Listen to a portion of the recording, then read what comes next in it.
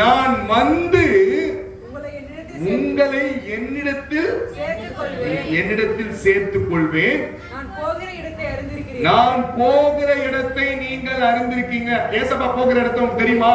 ஏசப்பா சொல்ற, நான் போன இடத்தை நீங்கள் அறிந்திருக்கிறீர்கள், வழியையும் அறிந்திருக்கீங்க. என்னமா சொல்றாரு பாருங்க. ஏசப்பா போய்க்கிற இடம் பரலோகம். அங்க எப்படி போகணும்ன்ற வழிய அறிந்திருக்கீங்க. இப்ப பரலோகம் போகணும், ஏசப்பா பத்தி தெரிஞ்சுக்கணும், நல்ல ஜெபம் பண்ண எங்க வந்தாமா கத்துக்கலாம்? எங்க வந்தாமா? மரத்தாண்டியா?